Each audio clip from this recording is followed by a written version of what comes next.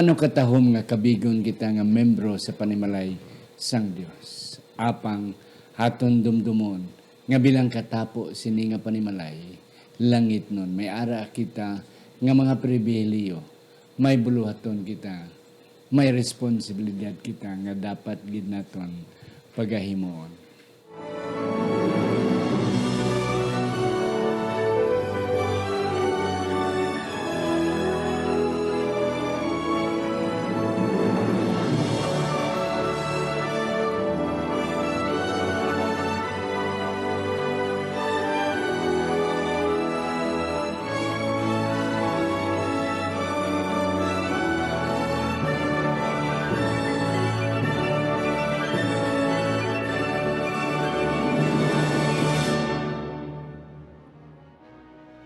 Ang pagtuon subong, ang simanal nga pag-usisa, pag-review, pagtuon, pagtungkad sa aton leksyon sa eskwelas sa Batika.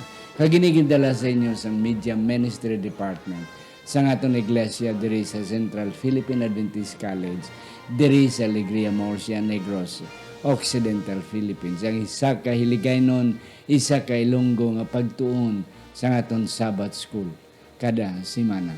Ako si Pastor Luisito Tumado, ang inyo host sa sining programa. Kag sa sining ation, ako nakakalipay kag excited nga may ari kita duwa ka mga bisita nga kabalogid ko mga kauturan nga may aragi sila ka-share tungod kay sila mga karaan, mga dumaan nga mga nag-alagad sa Ginoo kag membro sa iglesia kag mga opisyalis man sa aton iglesia. Ang ako nung napakilala sa inyo, siya ang aton guidance director diri sa Central Philippine Adventist College. At the same time, isa man siya sa mga professors sa Psychology Department under sa School of Arts, Sciences and Education. So, Ma'am Dina Litsusa Hitsanova, Doc, mayong adlaw sa imo. Mayong adlaw, Doc, Pastor Doc. Salamat sa pag-imbitar sa akon. Ikatatlo ko na ning guesting dire. Una sa tanan, gusto ko itamyaw ang akong mga kauturan, diin man kamo, malipayon nga bag-ong tuig. Ka gusto ko pasalamatan ang Ginoo, nga nakatipon kita liwat sa pagtuon sang iya bilidhon nga pulong.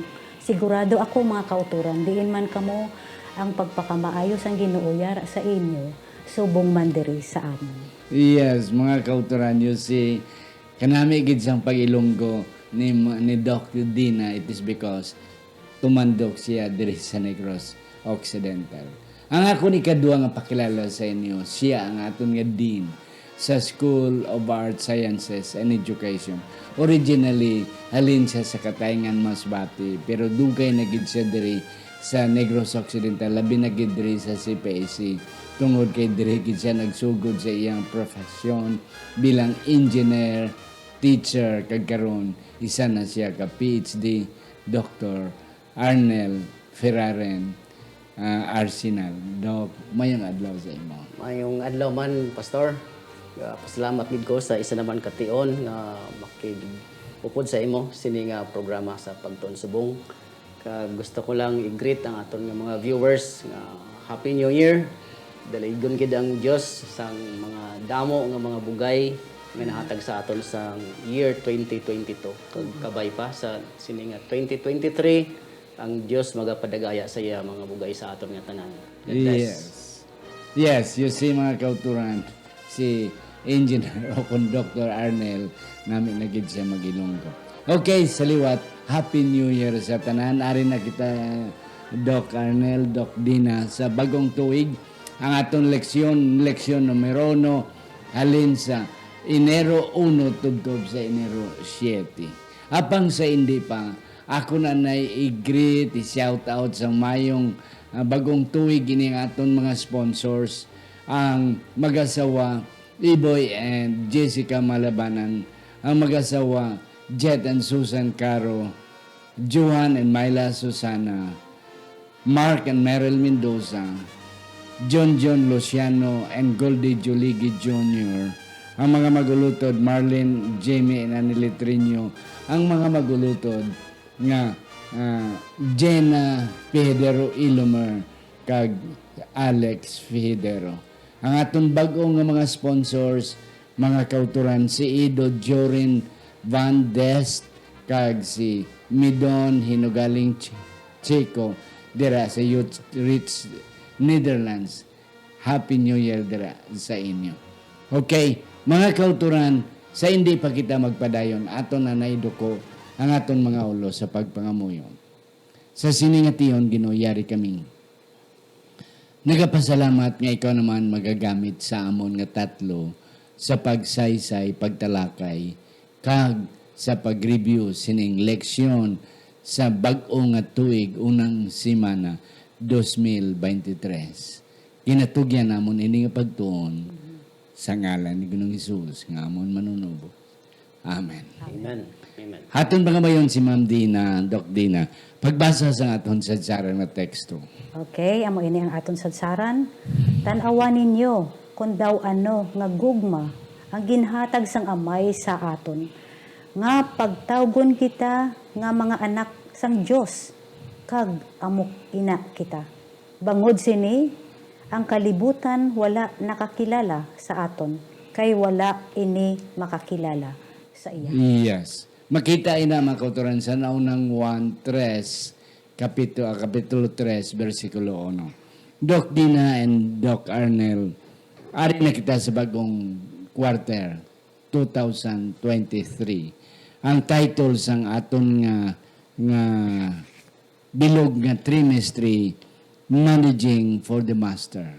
Okay? This is about stewardship. Kaya nami excited ko nga magtuon sang pagkatulogyanan, pagka-partner naton dira sa panimalay sang Ginoo. And this lesson number 1, ang title, Part of God's Family. Yes. This week, we will be discussing kag mag-explore kita sa mga privileo, kag mga responsibilidad, mga accountabilidad, being part of God's family. Ang una na ko nga punto, mga kauturan, nga kita gintuga sa dagway sang Ginoo. And then, because of that, na-establish ang relationship. Kaya pareho gid kita sa Ginoo mo. May ilong, may mata, may baba, tanan, pareho kita. And sa relation was established. But on the other point, God entrusted, okay, sa tawo kay Adan kay bakag sa aton ang iyang creation. So may ara kita responsibilidad nga being a steward, being the manager of God's creation, God's goodness, we have responsibilities. Doc, ano pa ginaing mo mabulig sa aton nga introduction? Bangod kay ang Dios amo ang aton magtutuga, kita na konsiderar nga iyang mga anak. Gani sa aton nga sadsaron nga teksto nagahambal didto nga dako gid nga pribilehiyo para sa aton nga pagatawgon kita nga mga anak sang Dios. So nagahatag sa aton sang hunahuna nga ang Ginoo amo na aton amay kag kita iyang nga mga anak. Yes. Kag kanami pamation nga ang anak ang anak ta sang aton nga lagit nga amay. Yes, and that's correct, Doc Din. Kanami balang tao nga kabigon ka nga panimalay sang bantog ng pamilya. Okay. Parinti ko na si Marcos o parinti ko si Duterte na ako na tiyo.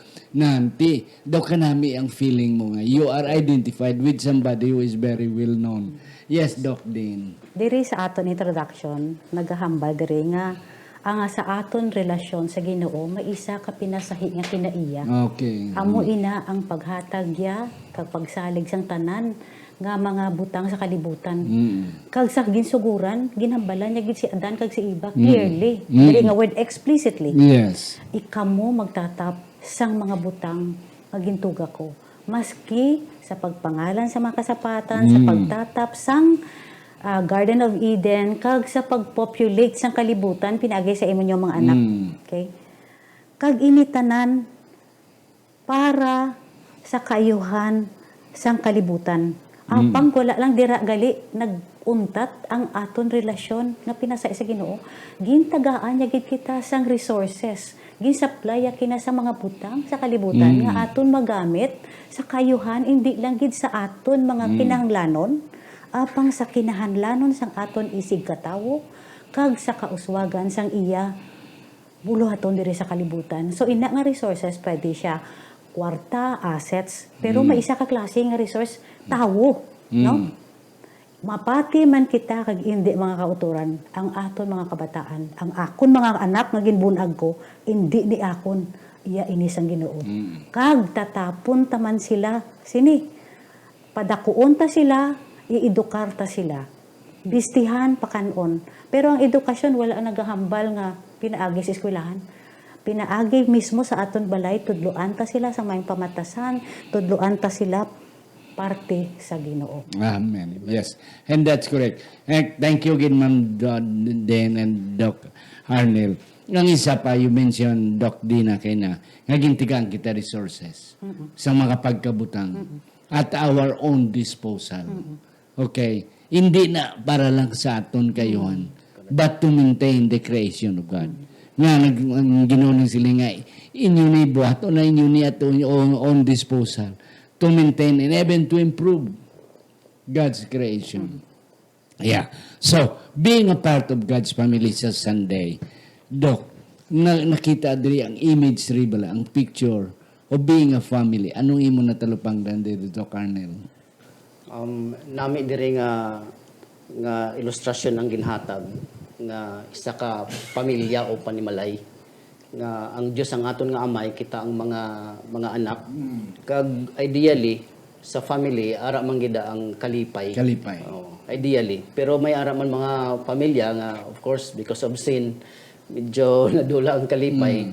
Pero generally ang family is a source of happiness, of contentment, of satisfaction, of camaraderie. Kag amo ni ang gusto nga ihatag nga picture sang Ginoo, ang aton nga relasyon sa iya. Kag ang relasyon ta pakadto sa aton nga mga isig ka tawo. Nga may ara tani nga kalinaw kag pag-intindihanay bilang mga miyembro sang isa ka pamilya. Yes, and that's correct. Mga kauturan, si Doc Dina is a psychologist. Psychology major sa mga kauturan. Iya nga doctoral is about psychology, Doc. This is about family. Can you please tell us some more? Anong pribilehyo being a part of God's family? Diri mga utod, gina-emphasize diri nga we are part of God's family. Kag diri ginpakita kung paano ni Ginoong Hesus ginmit lang, no? Maski sa iya prayer bala nga may Diyos siya nga amay, kaganya Diyos nga amay, aton man Diyos nga amay, gintudloan niya inay di mga disipulo. Kag gusto niya man mabalaan amo man sa aton. Kag sang na banhaw na siya, gusto siya hakso ni Mary, pero ang siling kaya, hindi anay, wala pa ko ka-ascend sa akong father, hulat ka. Pero, sugiri ang akong mga kauturan. Sa pamilya, mga utod, may ara amay, nga may responsibilidad siya mga anak. May ara amay, mga kauturan. Kagdiri, sa pagkadto ni Ginoong Hesus, nag-impon siya sa pamilya, kalibutanon, para lang kita makaambit sang pamilya, langit nun. Diriya gusto ipabatsyag kung daw anuya kita ginahigugma. Gusto niya mapabatsyag sa aton kung daw anuya kaimportante sa iya. So sa pagkamatuod mga kauturan, ka-exist gid ang Ginoo, no? Ginahigugma ya kita kag sa iya paghalubilo sa idisiplo kag sa katawan sang una. Diri nagatudlo sa aton kung daw anoy man siya maghalubilo sa aton subong, no? Kag dapat kita man kung ano maghalubilo bilang mga utod sa isa kag isa. Not by blood, but spirituhanon nga pag-inot, brothers and sisters. Yes, and that's correct. Doc Arnel, kanami bala ang mga atong mga bata may sense of belongingness. Nga kung diin sila magkadto, they will always miss family. Kaya may gugma, may understanding, may protection, may supply of needs, not only physically but materially. But ang isa pagid sa mga nami gid siya is the idea of belongingness. We belong to a family. Do you have something to share about that? Bilang kita we belong to the Lord is really a great privilege Yes, for us. that's correct. For us. And belonging to the Lord, that means nga God owns us. Yes. God owns us. May ownership Yeah, gid siya. may ownership sa Ginoo. Yeah. That's why ang mga Israelino, they are really proud of being an Israelite. Ang Israel gintuga gid niya sa Ginoo, and God was really proud of Israel. Akon kamo katawhan. So, amo na nga atong mga bata is also proud of us. Ti mga kauturan kinan ma-proud man kita nga we belong to God's church. God's family. Pwede ko may idugay. Yes, Ma'am Deng. Mga kauturan bilang guidance counselor sa eskwelahan diri. Kada semana may magakadto sa akon, may gine-refer sa akon ng mga estudyante. Gusto nila utason ang ila kabuhi. Tungod wala sila kabatsyag sang sense of belonging Yes. nga ginasambit ni Pastor Doc Tomado.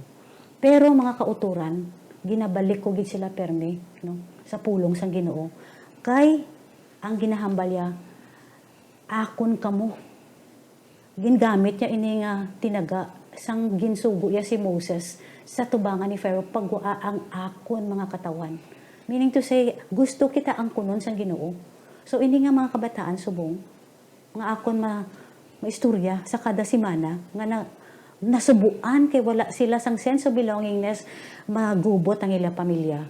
Ginabalik ko sila sa pulong sang Ginoo tungod amo ini makahatag sila sang kalipay, sang comfort, kalig-on kag pag-asa. Yes, and that's correct. Ang atong Monday election is about ownership. God is the answer of everything. I mean, is the owner of everything. Tisiling ni Salmista David sa Salmo 50, versikulo 10 to 17. All the birds, the animals, all creatures of the field, everything is mine. Including you and me, are God's. Kanami, mga nubyahan ay, mga teayon, they are proud of being owned by somebody. Amo ginaan kanami. Ti mga kauturan, this is a privilege para gid sa aton nga we are being owned by God. That's why kung kita ginapanigihan sang iban, sang Ginoo, dapat gid naton ikaptan ina nga klase sang oportunidad. Okay. Doc Arnel, sa aton nga Tuesday nga election, resources available for God's family. Ano na di ang gina-emphasize gid sa atong election? Aside from being owned by God, gintagaan pa kita sa Ginoo sang tanan nga aton magamit to maintain and to uphold. Yeah. Kung ang tanan nga ginhatag sa ato sang Ginoo, atong gid pasalamatan. Pasalamatan nato ni kay isa ka pribilehiyo para sa mga anak sang Dios nga mahatagan sa iya nga bugay. Kag ang isa gid nga pinakadako nga dulot halin sa Ginoo amo ni ang aton nga kaluwasan. Yes. Kag amo ni siya ang hambal sa aton nga leksyon, foundational gift. Okay. Foundational gift. Kay sini nga dulot ara da nagatuhaw ang iban pa nga mga dulot sang Ginoo tungod sang kaluwasan nga iya gihatag sa aton. Yes. Kag ang aton dapat nga response of the salvation, that gift of salvation is really also to submit our lives to Him kag atong gid siya tagaan permi sang paghimaya. Yes. Yes, Doc Dean. Resources available for God's people. Ang hambal ni Doc Arnel nga ang pinakasadsaran ang aton kaluwasan. Yan, kung magpati kita kay Ginoong Hesus nga siya ang naghatag sa iya kabuhi para kita maluwas. Kita gali nga mga anak sang Dios. Tagaan kita gali sang gahom. Makaangkon gali kita sang gahom. Ano ini nga gahom mga kauturan? Makalupad kita? Hindi. May ara ka tagali abilidad nga pagpatawad. That's why gin-emphasize gid sang Ginoo sa Biblia, forgive 70 times 7. Dako gali ang impact sa isang pagpatawad sa aton kabuhi. Tungod gud kung kita magpatawad, may kilinungan kita sa panguna-una. Kag kung may kalinungan kita, maayo ang aton pamatyagan, maayo ang aton pamatasan kagiho. Kay hindi nagagubot ang aton ulo. Kung ikaduwa, batunan naton si Ginoong Hesus, may ata kita kaluwasan, kag may ihibalo kita sa pagkabuhi sa matag adlaw nga tanan. Kag nagatubo kita spirituhanon. In other words, malaba ang aton pasensya, mahigugmaon kita, kag of course ang last, may paglaom kita sa kabuhi nga walay katapusan. Yes, sa pag-summarize sa kay Doc Arnel, kay Doc Dina, regarding the resources, ang mga pagkabutang na ginhatag sa Ginoo sa aton, siling ni Doc Arsenal, the greatest gift, foundational gift is God's grace. Yes, salvation. Si Ma'am Dina nag-mention na about peace, okay, kalinungan, and then forgiveness, you mentioned about grace, spiritual growth, and kanami igidya. Kay being part of the family of God, may ara kita paglaom. Amen. Yeah, paglaom in the future. And that hope, paglaom nga, one day, dalon kita niya dito gid sa iyang puluyanan. Amo nang iya ginsaad sa ato. Okay. Ang Salmos 23 sa Doc Arnel, ano na di ang buot silingon nga I shall not want? O ano ni ang medyo madalom-dalom nga idea diri being God's member of God's family? Ang Psalm 23 nga nagahambal nga, the Lord is my shepherd, I shall not want. Nga kung may arata sang kaluwasan, why na tasing mas dako pa nga aton pa nga hunaon. Kaya ang salvation amo na ang pinakadako nga gasa. Yes. Jesus Christ himself is the greatest gift that we can have. So I shall not want. May ara na ta nga satisfaction, Pero hindi man buot silingon nga hindi na lang gid ta, hindi na ta why na ta sang himuon, why na ta himuon. No? Nahimuon pagid gyapon ta. Kay diri sa kalibutan kinahanglan man ta maghanap buhay. So kag the Lord will provide. The Lord will provide. And we will not be missing the important things kung ara gid ta sa Ginoo. Ang Dios maga-provide gid sa aton nga mga Thank you again, Ma'am Den, before you. Mga kauturan, ang Psalms 23, kung atong ginimo, atong gidung tong karon, ang hindi, I shall not want, why na ko sa nakulang, ara gid ang apat ka dimension dira. Ang physical, ang emotional, ang spiritual, kag ang social aspect. Yes, ara inadra, I shall not want. He make it me to lie down, that is aton physical needs. Okay, my rod I rubbed and I stuff. They comfort me, that emotional, so forth and on. So, muna ang pinakanami once haton batunon siya ma'am din may kadugang Sakto na pastor no. Gintuga kita sang Ginoo nga may lain-lain kita nga aspeto sa aton personalidad. Yes. Gin-mention mo na. Kag kun ara kita sa iya resources available. Ang tanan nga need, whether it be spiritual. Yes. Amo to kagina no. Spirituhanon tong kalinungan sa paguna-una. Physical ang ginasupply niya nga makapagkaon, bayo, bubong sa aton balay. Okay? Emotional, nasubuan ta, no? Ara man siya. Ang balahan nga espiritu, comfort sa aton. Initanan sa playan sang Ginoo, tungod ara ang paghigugmaya sa aton. So ang aton kabuhi, tanan, no? Ano man kita, diin man kita, ang aton ginhawa, tanan nga butang, ang aton existence, ang ginhatag sa aton. Ini tanan gasa halin sa iya, pero wala nagauntat sa aton. Yep. Ini tanan nga gasa dapat mablisengan man ang iban. Amo nang punto sa family of God. Yes. Mapakamaayo ang iban. Nga may mga kinanglanon man. Yep, and that's correct. Sa atong na Wednesday when nagita time, sa atong na Wednesday, Doc Arnel, being a member of God's family, may haragali kita responsibilidad. Ano niya atong nga responsibilidad? Hambal dira sa Deuteronomy 6:5 nga aton nga higugmaon ang Ginoo sa bug-os naton nga tagipusoon, sa bug-os naton nga kalag kag sa bug-os naton nga kusog. Dira sa Mateo 22:37 nagambal sa bug-os naton nga tagipusoon, bug-os naton nga kalag kag bug-os naton nga huna-huna. So isa naton ka responsibilidad kay ang Dios naghigugma sa aton, dapat higugmaon man naton siya. Yes. Kag ang atong paghigugma sa iya, aton man didto ipakita nga nahigugma man ta sa aton isig katawo. Ang kanami lang mula being member of God's family, we are not forced to love one another. Though given na iya. Nga gintagaan kita gugma sa atong ginikanan in response sa mga kabataan. Gugma man nga wala kakapin kag kulang. And that is what God wants.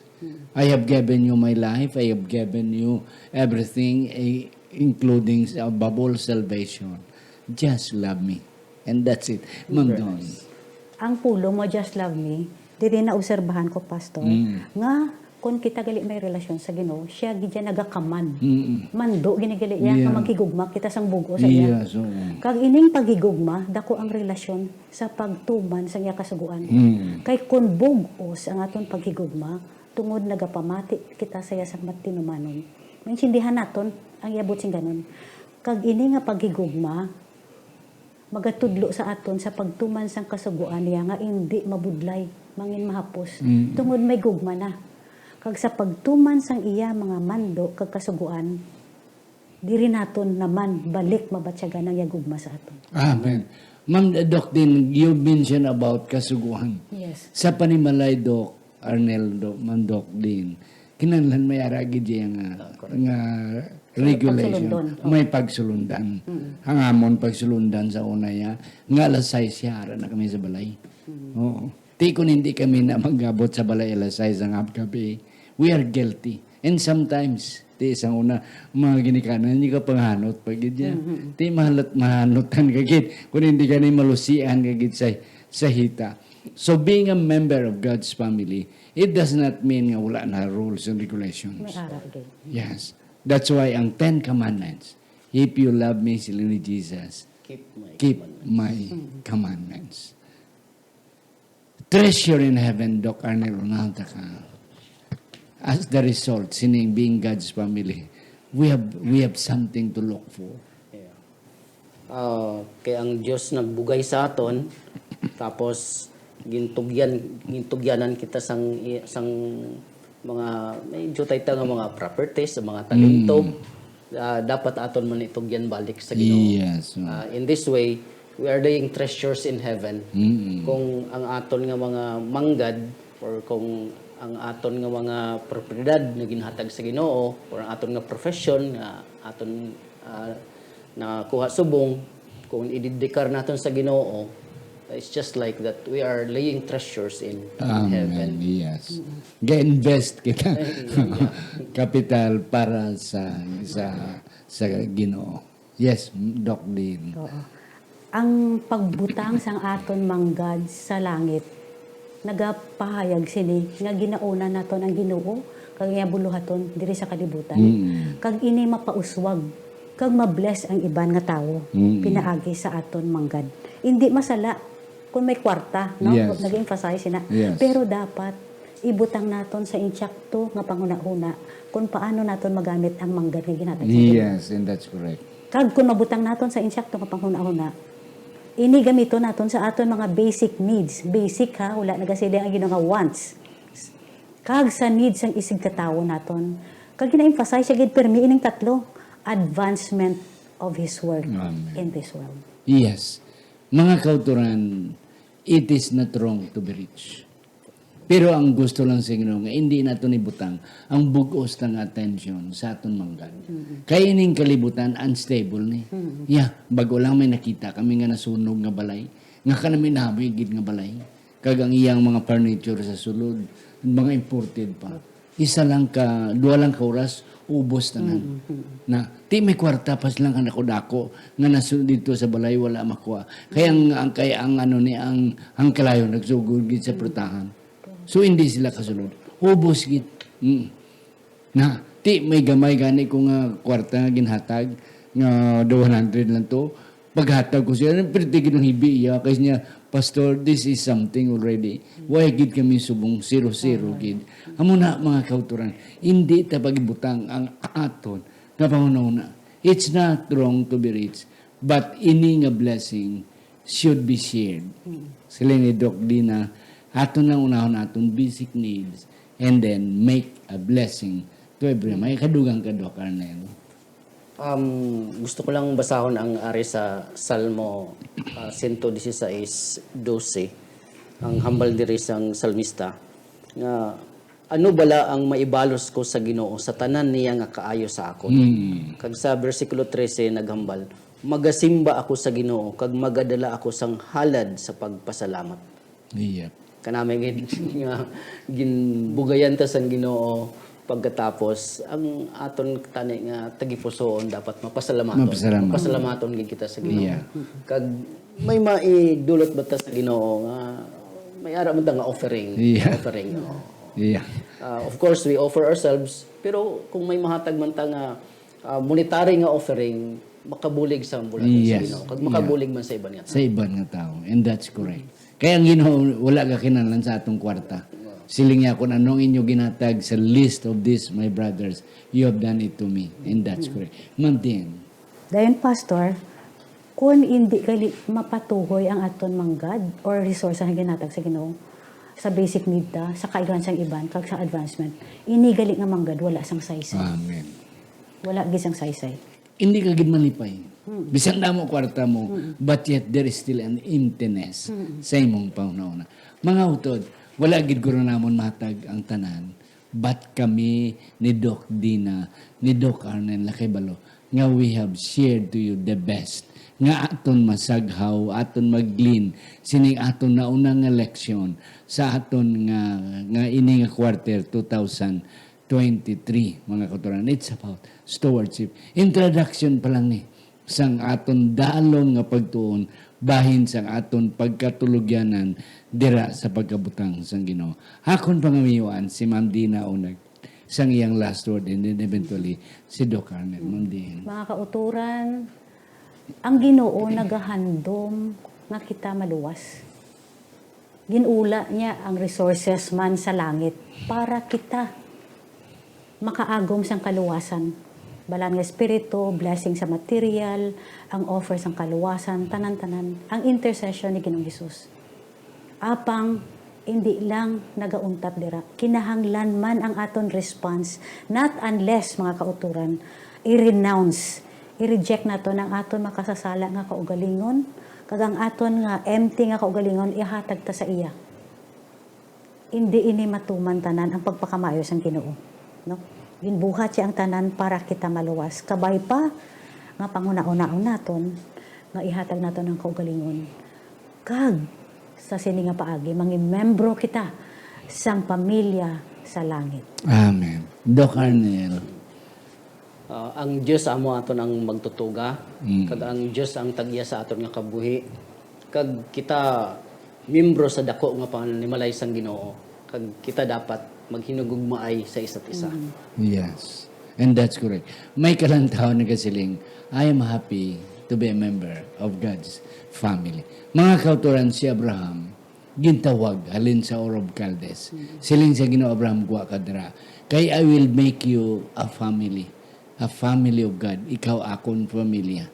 And with the reason and with the purpose that you will become blessings to everyone, to every nation. Kabay pa mga kauturan, na sa aton pagtawag sa Ginoo to be part of His family, we will become blessing to everyone. Kaya mo gina ang plano sa Ginoo nga pagtawag niya sa aton. Doc Arnel, shall we close our prayer? Discussion with the prayer. Amay nga langit nun, nagapasalamat gid kami sa imo sang dako sa mga leksyon nga amon nakuha, amon nabaluan nga ikaw ang amon langiton nga amay kag kami imo mga anak.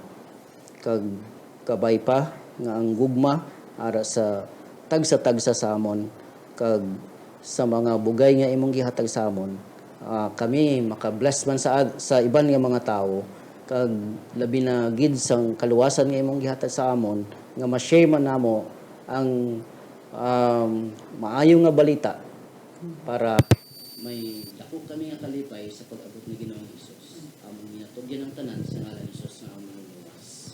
Amen.